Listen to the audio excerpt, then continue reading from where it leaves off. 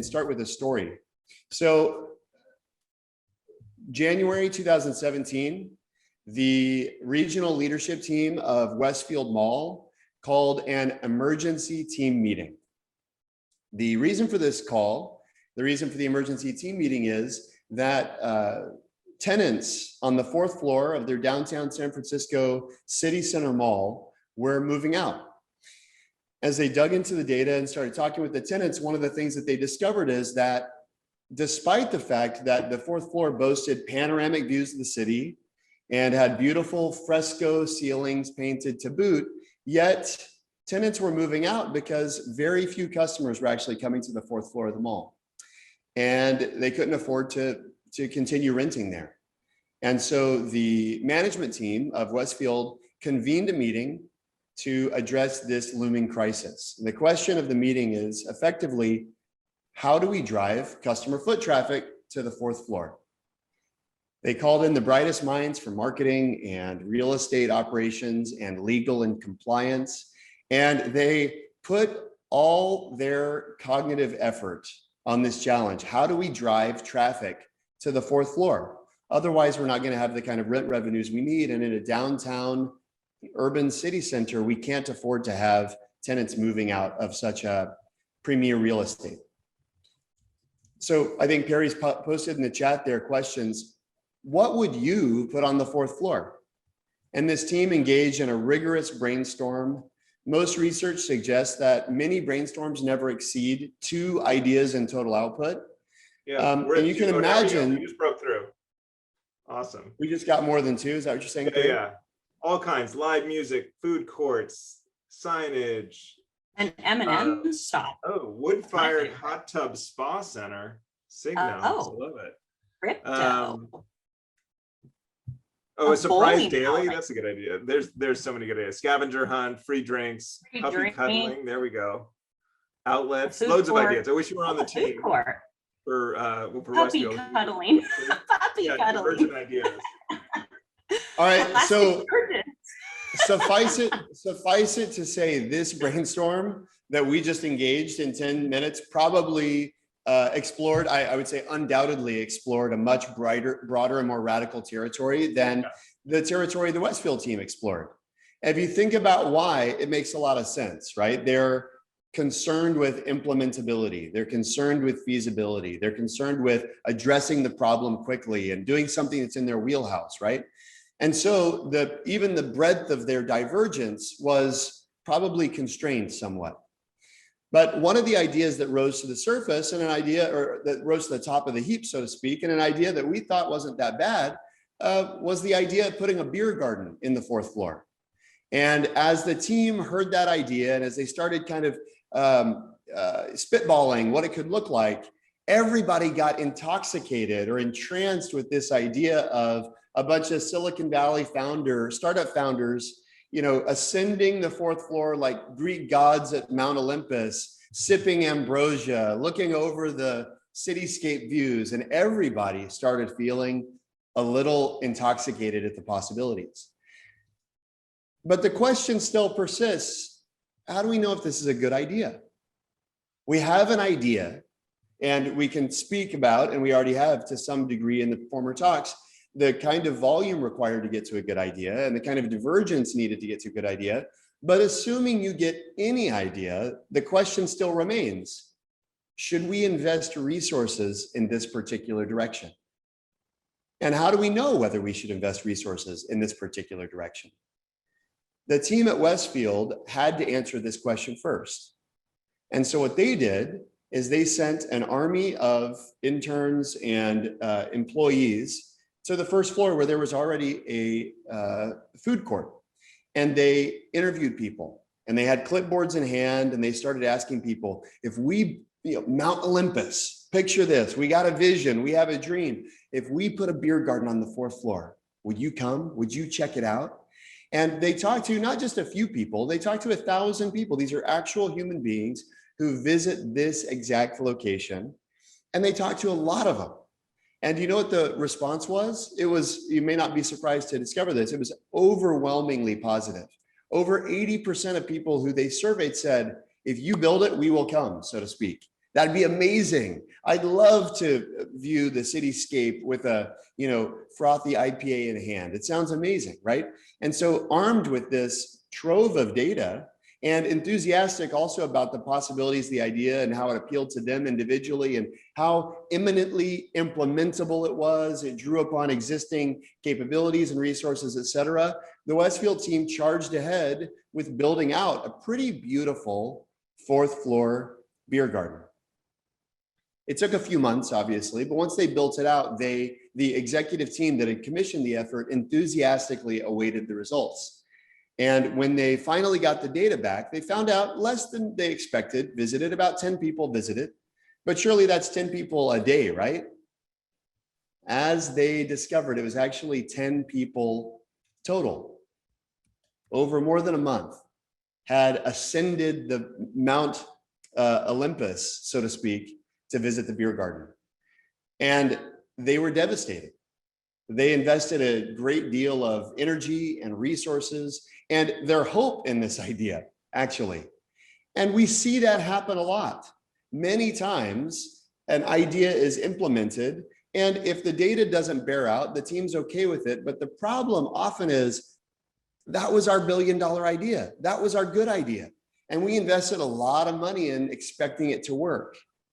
And when the Westfield team came to us, they came to invite us to contribute to a post-mortem of sorts, where we unpacked what were the cognitive barriers, flaws, procedural mistakes that were made that allowed them to make such a monumental mistake, such an expensive and costly mistake.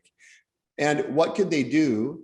Because they not only they had the 4th floor problem in San Francisco, but they had a host of other problems that they realized if they continued to employ the standard means of generating ideas, evaluating ideas, and implementing ideas, they were likely to encounter costly failures again.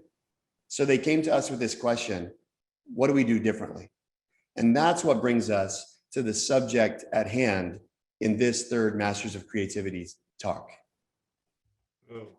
Gosh, I feel like we're in like a David Fincher film. We start off with like the kind of, crazy scene with the story that's just fraught with peril. So, hopefully we created the suspense. And as we move forward, we'll talk about and give practical examples of experimentation. So in topic number 3 for this series, we're going to cover experimentation, which in the chat, I love some of the people, and Damra, you were saying exactly that. It's not what people say, it's what people do. And how do you discreetly and quickly get some practical input? And that's what we want to talk about. And this example is a great one about sort of what happens if you rely too much on things that I think get conflated with experimentation. And we'll get into that later. So with that, the last topic is updating your creative operating system.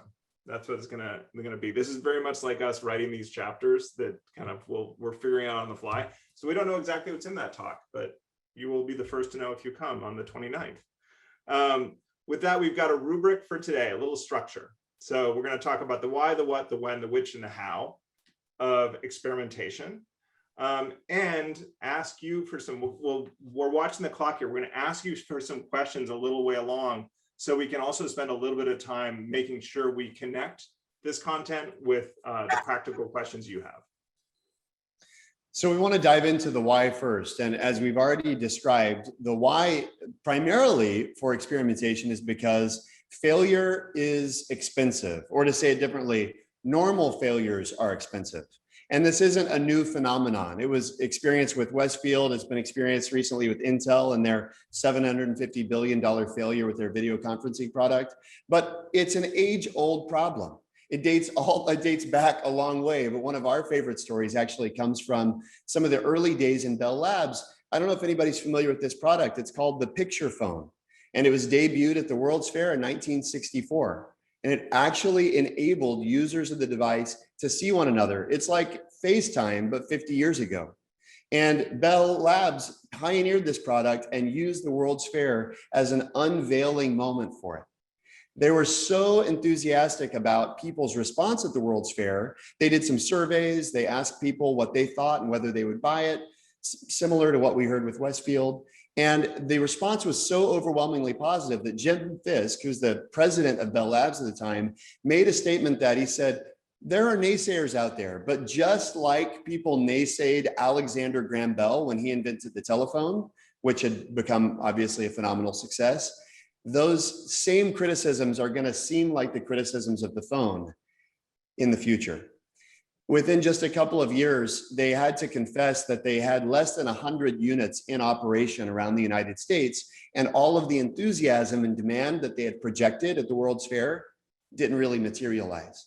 So experimentation is a means by which organizations can avoid these expensive and embarrassing failures. But even more than that, I would say experimentation is the means by which organizations discover amazing things worth doing. There's a great example of Oregon University's track coach, Bill Bowerman. He was also the US Olympic track coach as well. But Bill Bowerman was obsessed with helping his athletes perform at elite levels in the university setting. And a lot of people hear the story. I don't know if you're familiar with the story of the founding of Nike. He and Phil Knight founded Nike together. But one of the pivotal, insightful, kind of lightning bolt eureka moments happened when Bill Bowerman is sitting at his kitchen table watching his wife make breakfast. And as she's peeling the waffle off of the waffle iron, you know what he thought? This is a true story. That's what I could put on the bottom of a shoe. And he actually grabbed the waffle iron, takes it in the garage, and starts pouring different mixes of rubber effectively into the waffle iron. He destroyed it quickly, but that set him on a radically different path and set Nike on almost an asymptotic trajectory of growth. What's interesting is we can think, how do I prepare myself for lightning to strike? I mean, Bill Bowerman, was he lucky? And what we'd say is no. What we know from history is that for years, he was painstakingly altering his athletes' shoes at the University of Oregon. Phil Knight jokes in his book, Shoe Dog, that you never knew if your shoes were going to be made out of cod skin or kangaroo leather, whether he was going to remove something of the upper or add something, where there would be cuts on your shoes and where there'd be cuts on your feet at the end of the race. But Bowerman always kept two notebooks. He kept a notebook of his athletes' performance, and he kept a notebook of his shoe modification performance. And he was maniacal about improving the performance of the footwear of the athletes he was trying to coach.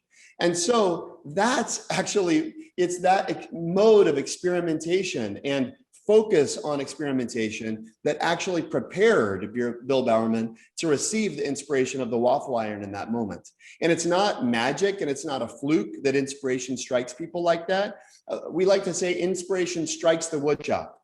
And if you do the work of experimentation, if you do the work of trying and tinkering, a lot of times that's the necessary cognitive preparation for inspiration to strike. So experimentation is very important to prepare an innovator for the good ideas that will follow, not the good ideas even maybe that you're experimenting on presently. And the next topic is what to experiment on. So, and I would say it's, we have a sense of the order of operations. And if you think about the what, usually people tackle all of these aspects. Oh, the one thing, just an aside, you know, an MBA in like minutes, these diagrams, you know, in these multiple circles in the intersection, you always want to have your idea or whatever innovation resides between all these things. Right there. I mean, yeah, right there. And it's like a 2x2. It's awesome. Your thing's always up and to the right. Your thing's always in the middle.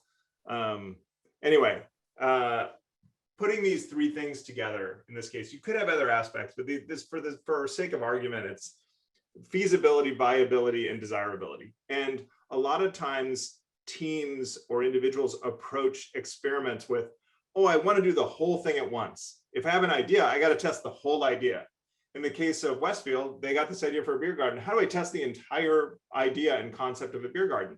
And what we want to talk about is where to start. And where to start is with desirability and ask a different question.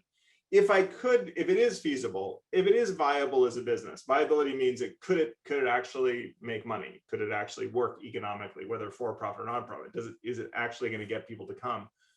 Feasibility, can we do it? Desirability is, do people want to do it? Is this actually desirable to them?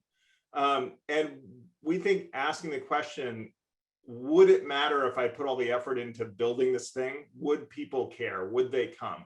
That's the question to ask first, and then do an experiment just on that aspect. And that takes a little bit of a different mindset of saying, how do I, and somebody said earlier, how do I see if somebody would just take a simple discrete action and move forward and actually be interested in this concept?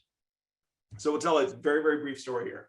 We worked many years ago, we had a student, and some of the students, Signo was one I noticed in here, from a class D leadership at Stanford. And we had some folks from corporate environment come in, and one of them was Erica Walsh. She worked at that time for Bridgestone Tires here in the US in Indianapolis. And she did all kinds of work with design thinking, did this leadership class, and then went back and led a team through a process, working around how would Bridgestone design some new services. So tires were a commodity business. They needed to do ancillary services. What are other transportation services we can consider offering? Had a brainstorm session. One of the post-its had this idea for a tread alert system. That's what this says on that tiny popsicle stick. And this idea was one of the ones they selected. And they went on and said, okay, well, interesting. We did a quick prototype of this. What if it's a sensor? People can drive up on their car and they get an indication of their tire wear. Okay, so they built this quick prototype. They could have gone and thought about, okay, in that rubric, how would we build this? Oh my God, how many sensors would be involved? How much would it cost? What would be the liability? Feasibility.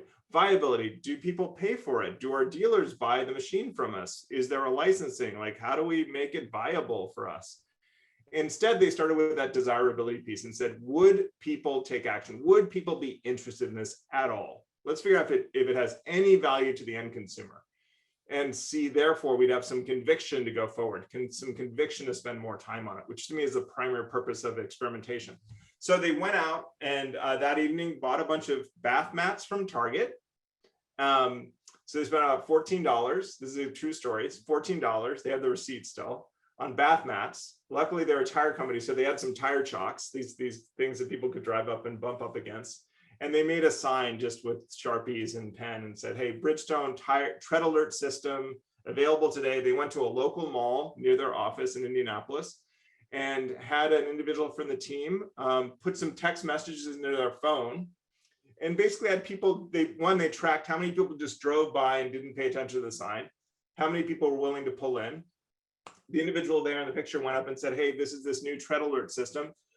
Would you like to have the tread measured on your tires? Great. Can I have your mobile phone number? Because the system will text you an answer to this. And they basically had canned text messages and they would try them out on people. And, some would say, hey, your tread is fine, drive on. The next one would say, hey, your tread is worn. Here's what you need to do about it. But they would always check the tires and say, hey, the system's not that accurate. Let me actually check your tread wear. So they didn't defraud people and send them off without getting some actual advice on what they need to do about the tires. But they were able to get all kinds of data. How many people drove into the stall? What was their reaction when they got the information? And they learned loads in this case. This became a service, but they learned loads about how simple the service actually needed to be. People didn't drive around caring about their tire wear. What they wanted to know essentially was, is it something really, really important I should be paying attention to? And if it is, what do I do about this in the immediate future? So that's what they learned from this test. And they learned, oh, wow, that's what's desirable. Thank God we didn't build this whole system and worry about too much about it. It's kind of a very simple sensor that just is going to alert people if it's truly an impending challenge. And that allowed them to move with a quick, discrete experiment, several hours of people's time, very low expense, to just isolate the desirability variable and see if would people take action? Do they care about this feature? It's really important to mention this because so many times what we observe is that if you ask an individual or a team to conduct an experiment, they almost always default to feasibility. Can we make it? And we've sat in on so many office hours across the university and so many startup and accelerator and incubator type environments inside of organizations. Almost always people start with a feasibility question, and almost always it's not that it's not important. You ultimately have to be able to deliver the technological function, but oftentimes it's a really expensive question to answer. And it ignores a more important question, which is, if we built it, would people actually want it?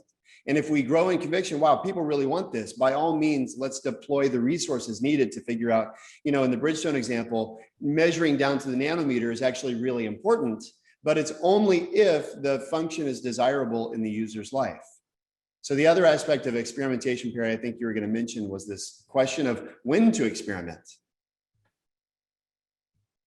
And so a great question. One is that I thought the question about, what about other aspects? So the three circles, we've seen a couple organizations now add in one for impact. There's a fourth, meaning what impact, what good will this do? So this might be something like, we actually want to, I know in the case of Bridgestone, they actually want to make a huge impact on safety. So I know that was something that they found also motivated teams to test desirability, impact, viability, and finally feasibility. In terms of the when, we've talked about this in other aspects. And the when is the story that Jeremy was talking about. The when is early. The when is, how do you move smaller, more discrete experiments earlier? So lower cost, fast. The fact that the Bridgestone group did the experiment, I think one of them went to Target the evening after the brainstorm and they went out the next day.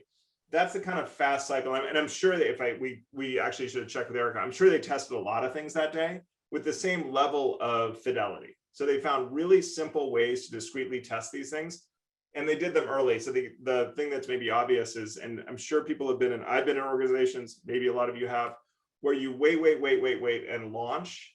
And we have all this marketing effort, all this stuff, all these hypotheses, and they all get tested the day of the launch, as opposed to, how do you release things earlier? In my career, I worked at a company, Patagonia, a clothing company, and we started to do some soft launches of things. We would put things in a retail store for a day or two and just watch and see what would happen before we would launch this big effort around a product, and just see how people would react to it and see if it was desirable and get feedback. And I think the example of Bridgestone is they put something really rough in front of their consumers early. It wasn't sorted out. And it's, the story is one of success there, but I'm sure there were prototypes they tested that day that bombed, and then great, you just gained all that free time. You don't have to worry about that idea that's fourth or fifth on your list. You can focus on the ones that did get resonance with consumers. The other thing that's important about when to experiment is, most of the time, certainly early in the life of a project, the other time that we've observed it's really useful to think about experimentation as an activity is when a team finds themselves discussing, and a meeting ends with a resolution to have another meeting, right? I don't know if others have experienced that, but anytime the meeting ends and you go, gosh, we got to talk about this more, our question is, will there be new information? And in most cases, no, we don't have enough information to make a decision, in which case experimentation is the means by which the team creates the information to bring to the next conversation. And a lot of times we see teams, I see this all the time with executive teams, they kick big decisions down the road.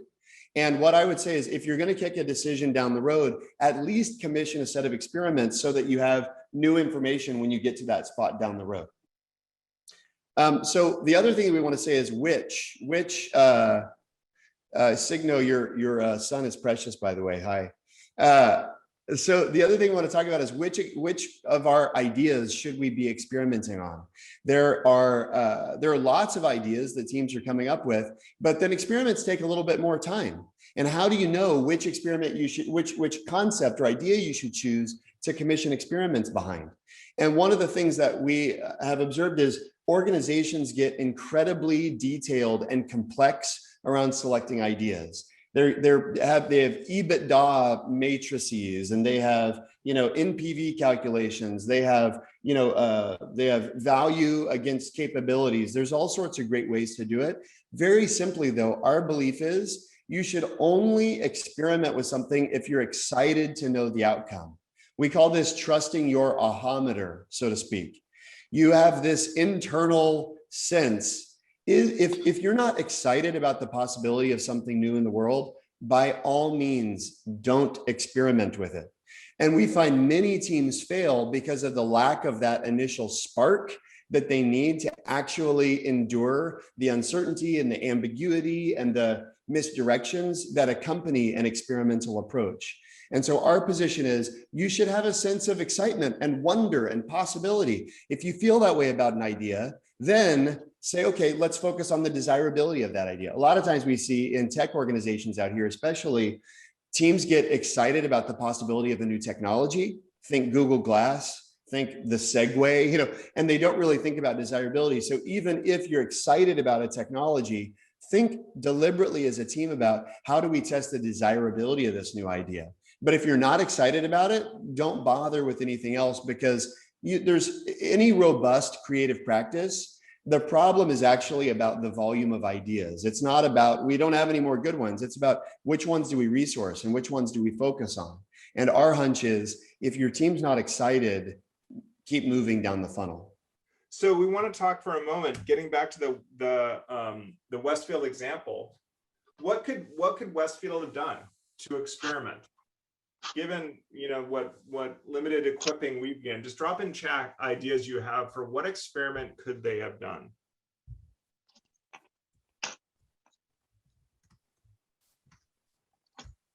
With their fourth floor, they have this idea. They have an idea. Given the starting point, they have this idea of a beer garden. Host a beer garden pop-up. Low-cost pop-up. How would you do a low cost? How would you do an almost no cost pop-up? Cardboard, now we're getting it, Jamie. Kegs and chairs, love it. Yeah, just you guys are taking all the cost out of it. Get down to the, what do they do that's almost a no cost method? Signage directing people upstairs. Kelly, bingo. It's if you're really testing, will people take action? A great experiment might have been just putting a sign by the elevator to the fourth floor, seeing, as Westfield did, how many people pass the sign, how many people push the button for the fourth floor. And then, we just put Jeremy up on the fourth floor with a pitcher, a pitcher of beer. So you're not lying to him. And a succulent of some kind. So it's technically a garden. It's beer in a garden. Anybody who comes up, I'm ready to service you, right? But what would I learn quickly? You learn if people take action. And I think that was something way early we got in the chat was you want to test and have conviction around the action they take. It's very different to ask somebody, hey, Karen, Nick, Linda, Bridget, what would you do a couple of weeks from now for lunch? Would you come to a beer garden? And it's very different to say, wow, it's lunch right now. There's a beer garden open. Come on upstairs. And what they found was so many people that had said yes in the survey, or their reaction was no. It's a working day. I can't come back to my office, smelling like beer. Contrary to all the hype about these offices that have kegs of beer on tap all day. Yeah, usually they aren't at noon, where they're trying to get them all filled. But to me, great examples of discrete experimentation. And the idea is, how do we sort of take all the work out and just leave the fact, can we get a sense of some data around that desirability? Will people take action? Will they just push the button for the elevator, push the fourth floor, and then we'll measure how many do that out of how many pass the sign? When we're interacting with founders in the context of Launchpad, we run the accelerator at the D.school, which is called Launchpad. And one of the things we ask students to do is formulate what we call an innovator's hypothesis, where it's just 4 simple Post-its. And if it gets more complicated than this, you're probably being taken advantage of. It should not be complicated, right? But it's who's the person whose life you're trying to impact? What's the specific pain they're experiencing? What's the pain-killing feature that you plan to deliver? And what's something that you could do in 2 hours to see whether delivering that feature mitigates that pain for that person? It's very, very simple. And we use pain deliberately, right? Because for a lot of, to use a simple metaphor, people forget to take their vitamins. They don't forget to take their painkillers. And there's a lot of products that you can conceive of that are really nice to have. It's like my 1-a-day multivitamin that's been like, it's probably expired in my cupboard because I just never remember to take my multivitamin. But my Tylenol, when I've got a headache, I've never said, oh man, I forgot to take Tylenol. And the point is, addressing someone's pain engages them in a way that delivering something that'd be really nice for them to have almost never does. And so in the early stages, we invite you to frame your experiments and your new ideas in terms of the pain they address, because it will help you focus the type of person you're looking for. You say, many people don't feel that pain. We say, great, you can actually find them. You can actually see whether your solution addresses their pain, right? Most people think about experimentation similar to how they think about a VC pitch deck or something. It's for everybody. It does everything, right? And we're constantly trying to just gather people back and go, no, it can't be for everybody. No, it can't do everything. Who's the one person it's for? What's the one thing it does for them? And if you're really, really focused, you'll learn quickly. And it's likely that your point of focus is actually incorrect. That doesn't mean that focusing is wrong. Focusing is what enables you to really quickly eliminate hypotheses that are wrong. And if you remain unfocused, you have no way of quickly moving and quickly learning. So we advocate even 2 hours. It doesn't mean necessarily that it takes 2 hours to gather the data, but what we would suggest is if you're going to commission experiment, you should be able to prop up everything you need to do so that data can be collected within 2 hours. And if it takes a lot longer than that, especially as it pertains to desirability, then you should think about reducing the scope and scale of what you're doing so that you can be very focused. The other thing that we would say is don't expect to get it right the first time. Does anybody know why WD40 is called WD40? It's what happens when you let engineers do branding. It's water displacement 40. That's what WD40 stands for. And what it means is that a well-funded team with a very clearly defined problem required 40 attempts to get the formulation right. And it's very important to realize that this is actually about cycles. Experimentation is about cycles. And most teams we see, they get disappointed if they get it wrong early. And what we say is, no, that's just another lap around the track. And you need to expect you're going to be taking many laps. If you have the expectation, I'm going to do it once and it's going to be perfect, that's not really experimentation. And teams that have a sense for, we're just running laps. And what constitutes a lap when it pertains to desirability? You have to include the end user in the interaction. No amount of research is a lap if it doesn't include the end user. Last week, part of our team was actually in Chicago. We were working with an internal team of innovators at a company, and we gave an experimentation assignment. Over half of the employees in the company who had 2 hours to do an experiment came back with research. Mm-hmm. I'm all for research. I love it. I posted my reading list. I love reading. That's fine. Research is not experimentation.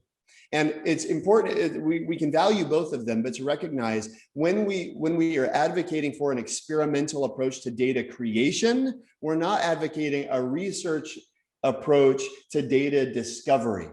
And what experimentation does is it enables you to create data that no one else in the world has or can find, because you have scoped the experiment uniquely and you have executed it in a very personal and specific way. And that kind of proprietary data is the kind of data that you need in the early stages to grow in conviction that any one particular direction is the right direction to go in. But this cycle, we would say, is really critical. You craft an experiment, you deploy the experiment, and then you gather data. And then from the data, you assess and you iterate to redeploy a new experiment. And one side note here, I'll just mention this in passing. Before you evaluate the idea, whatever idea you're experimenting with, you ought to evaluate the experiment. Because many times experiments are designed in such a way that they yield data that can be misleading. I'll give you a simple example. I was working with a team at a pizza shop recently. They had an idea around improving the recovery rate when orders get messed up through third-party deliverers. So DoorDash or Uber Eats, they deliver your food. As a customer, you have a relationship with DoorDash. You don't have a relationship with the pizzeria. And they were trying to figure out, how do we make it right if we mess up an order? Because they call DoorDash and DoorDash throws us under the bus and it's not cool. What do we do? And so they decided to put in cards in every DoorDash order saying, hi, my name is Jeremy. I personally packed your lunch or your dinner or whatever. Please text me on my mobile phone. And they gave their mobile number if anything's wrong. So they put this in 23 bags one night. We come back the next day, we say, hey, let's collect the data. How many people wrote you back? They go, none. You know, it's a bad idea. Next idea. And we go, whoa, hey, hang on a second. Let's talk about it. What do you mean nobody wrote you back? Nobody. We put notes in 23 bags. And I can't claim any particular genius here, but somehow over the course of the conversation, the fact emerged that because of the level of scrutiny in the kitchen, each bag was checked like 5 times by different people to make sure the order was perfect. So is it any surprise that nobody reached out saying their order was messed up? No, right? So you go, okay, 0 for 23 people reach out. That seems like bad data, but if you examine the experiment, what you learn is we should have been messing up orders. If we want to find out if people want to engage, we should be making them wrong. And the point is, before you declare success or failure with an idea, it's really useful to go through this process of actually examining the experiment to make sure that the data that you created is actually telling you what you want to know. And it's not always obvious, and you don't have to get it right, but if you get in the habit as a team of reviewing not only the data, but also how the experiment was deployed and what the data that it creates actually tells you, you learn an enormous amount, not only about new ideas, but also about your craft and your ability to quickly assess the quality of ideas. And that's really what great innovation, or great innovative organizations do. Perry, you want to talk about Netflix? Oh, go ahead. I'm just getting some great stuff up, chat. I want to gather for the end here. Oh, cool, great. So one of our friend Signo, who's actually here on the call right now, tipped me off to Tim Ferriss's interview with Mark Randolph, who's the co-founder of Netflix, along with Reed Hastings. And I loved this point. Thank you, Signo. I can finally thank you in public, in a public forum.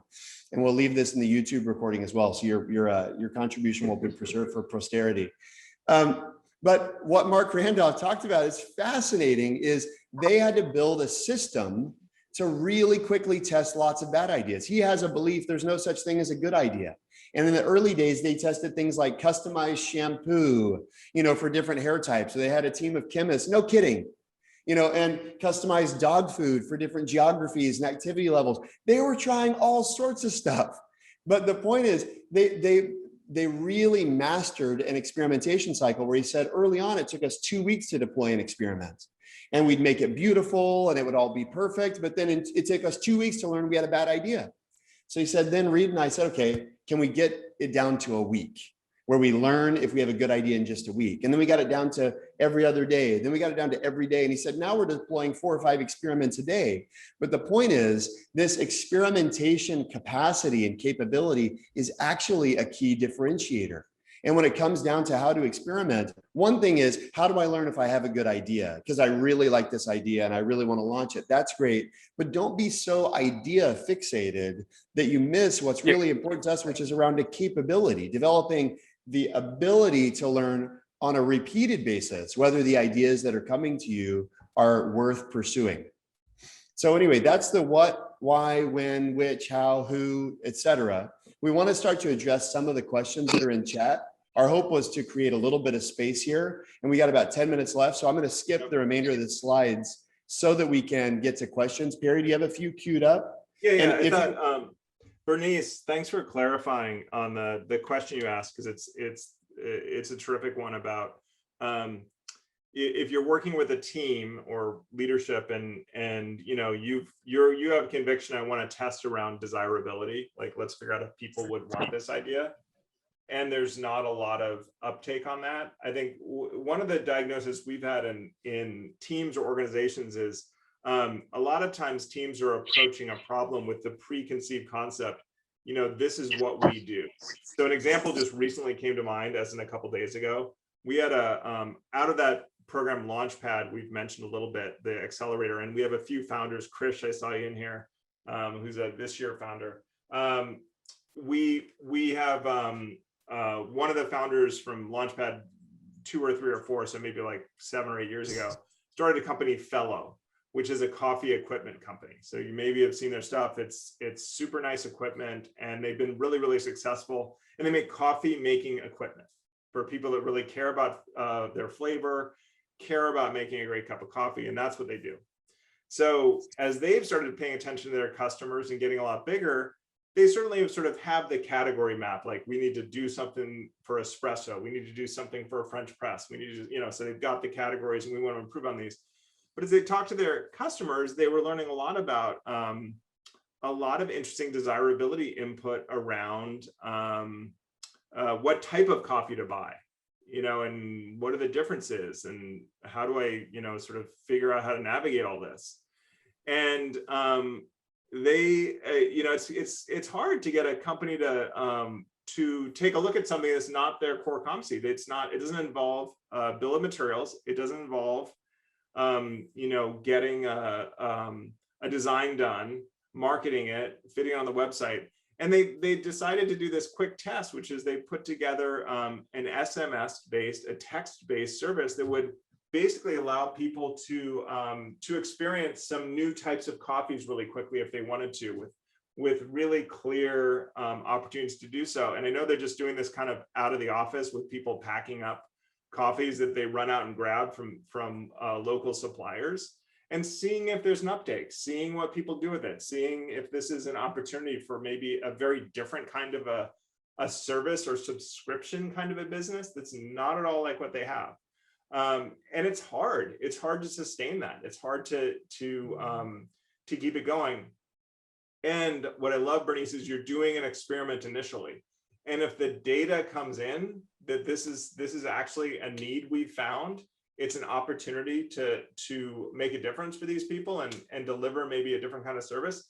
It's in the stage of generating enough data so it can actually be evaluated vis-a-vis the core activities and the core things. And the question can get asked, you know, if this is important to this individual, it is a different business. It is a different set of skills, you know, but hopefully the experimentation builds enough conviction. You can have the conviction to say, oh, there's something here. If we want to do it, we can decide we don't do it because this isn't the kind of company we are, but we can actually evaluate it. And then the discussion there becomes, what are the many, many ways we could make it a viable business? We could hire a partner to do it. We could experiment with that. We could do it through a third party. We could do it a lot of different ways. And that's the way I would approach it, is just make sure, Bernice, you're really talking about, we just want to evaluate if we found something desirable. That may be valuable for us in all of our lines of business to actually be able to talk about something we found that's a real need.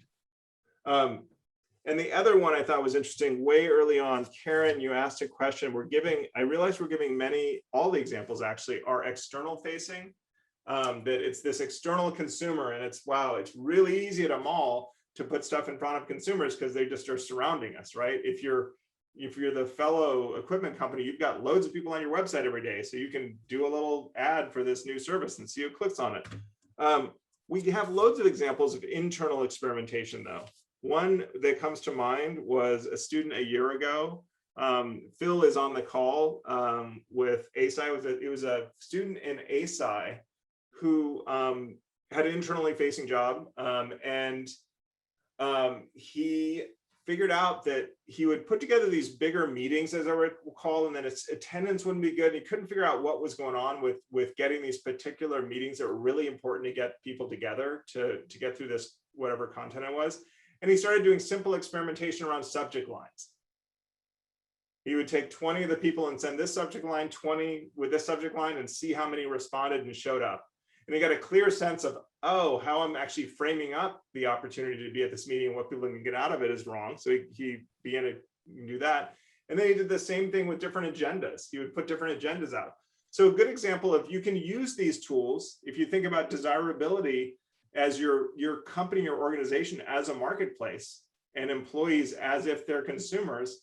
This individual is putting different offers out in front of people and just experimenting, is how do I actually do what I'm doing better? How do I make sure it's desirable? How do I make sure, before I put all this effort into thinking there's something wrong with a meeting I'm doing, maybe it's just simple.